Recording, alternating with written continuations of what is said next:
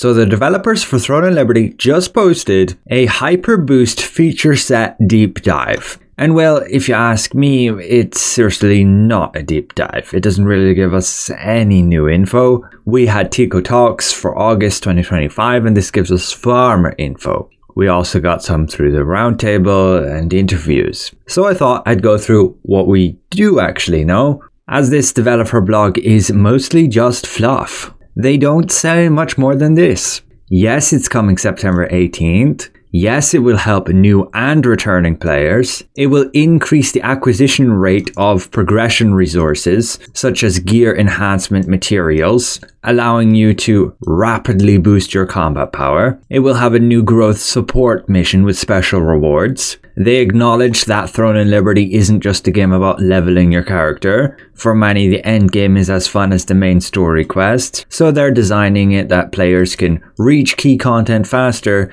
and engage with it in a richer, more meaningful way. It will bring a significant advantage to players, removing the disadvantage tied to joining late. New players can participate along with returning players and re-enter the game strategically in a refreshed setting. And it's not too late to start now. Again, they don't say much more than this. However, we do have much more info. Again, the majority from Tico Talks, which I'll leave linked below to the exact time slot that he talks about Hyperboost. However, I can cover that here. It will benefit, again, new and returning players to catch up quickly. It will bring Hyperboost servers. They will be isolated from the existing servers, and that isolation will last about 2 to 3 months. And yes, that means current players, and if you're a returning player, you will not be able to join those Hyperboost servers with a server transfer ticket. They will remain fully isolated,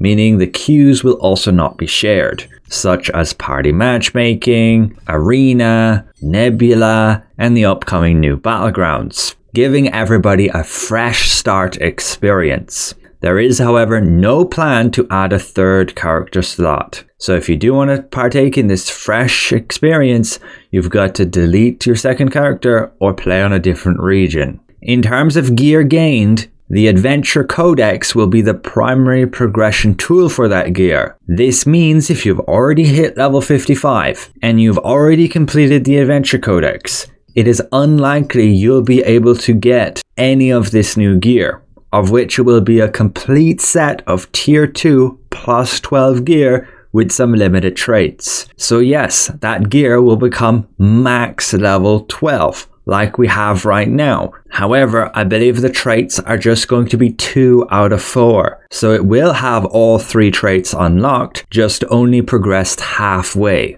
We do get tier 3 though, and so once you start earning that tier 3 gear, you will want to transfer your current gear into the tier 3 gear, which he stated will get us to level 6 on tier 3 gear. Now in terms of these new growth missions, this is something everybody will be able to take advantage of. And this is what will help returning players on existing characters who are already max level. This will be the primary source of materials for progression on your weapon mastery, skills, and runes. Their target is to get everybody to about 6,000 to 6,500 combat power. Again, I'm not fully sure how they will do that with all the players who are already at max level and will be missing out on the gear that they do not obtain because they've already completed the Adventure Codex. Again, the developer blog they just posted, which is supposed to be a deep dive, does not even give that info. But then we have content milestones, so it will unlock a little bit different between the existing and the new servers.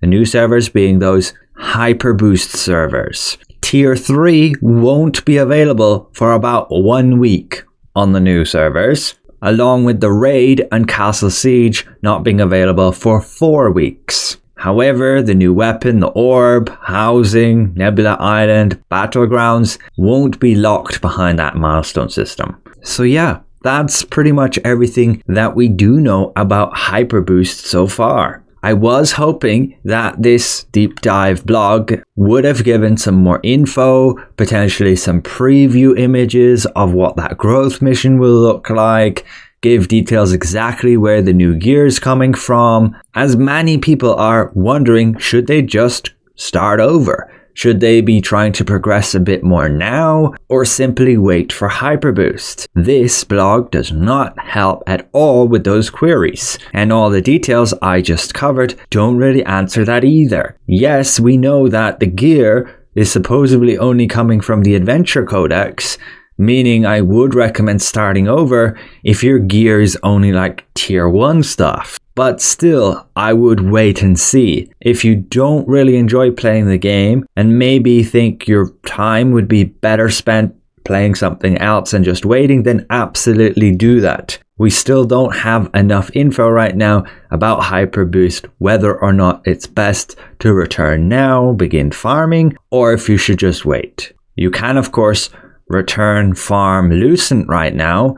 Not that you can gain a whole lot unless you get lucky drops, but you might want to consider creating a new character for Hyperboost depending where you're at. Additionally, Lucent, we don't know if this will be shared between your characters, between the one that's in the new Hyperboost servers and the one in the existing servers. It's very likely it will still remain shared, and therefore somebody like myself can be very well encouraged to create a character on Hyperboost just to earn Lucent, get drops, and sell those drops to the newer players, as they will remain isolated, the servers, meaning the auction house should also be isolated, meaning all these items should be a lot more expensive on those newer servers, as those newer players will be seeking to obtain these items, but their availability will be far, far lower as the servers again are new. But who knows, they may very well not isolate the auction house, which would make sense. It would definitely make it a lot easier for newer players to catch up,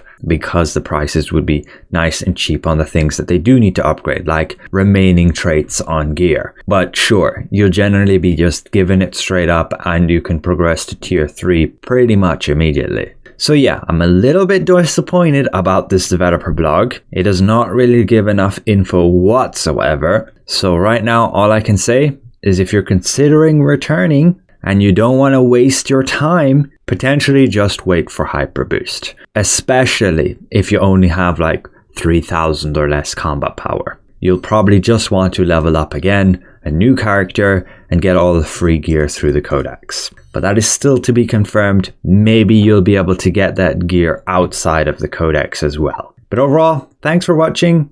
A special thank you to the support of my channel members, and we'll see you guys around. Goodbye for now.